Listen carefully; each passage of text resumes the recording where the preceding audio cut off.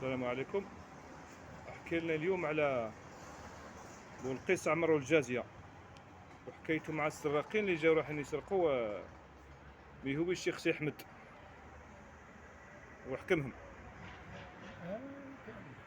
عمر بن جازية ربي عيط يرحمه. عيط عيط شويه. كان صياد في الغابة، ديما هو صياد.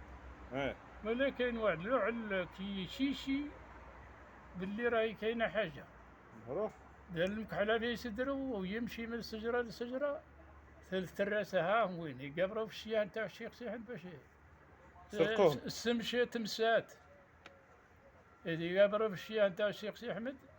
هلا كي شافهم قال لهم هزوا يديكم، وهما ثلاثة. ولاة العرش يعرفوا الخسائل تاع عمر بن الجازية.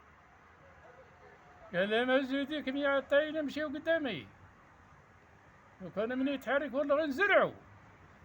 ثلاثة هما ثلاثة ساقهم قدامه وغادي يجيبها من البير بير جاب الله. بير جاب الله وسط الذر ونساوين. تلفت ليه واحد من السراقين هذا وكان قال له يا عمر نعرفوك راجل، وغادي تدينا البير جاب الله، غادي تفضحنا في وسط الذر ونساوين، نعاهدوك يا الساحة نتاعك كي نزيدو ندورو بها. قال لهم دوروا يا عطاين دوروا. ايوا شفت واش دار له؟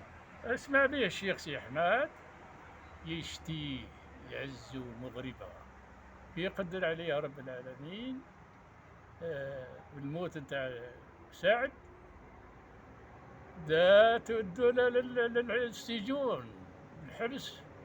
مالا الشيخ سي احمد هو اللي دار له المحامي وهو اللي يجبي عليه شفت حتى نخرج. الله يبارك. كان نظيف موصلي. نظيف موصلي نظيف، هو انسان زهواني صياد. الله يبارك.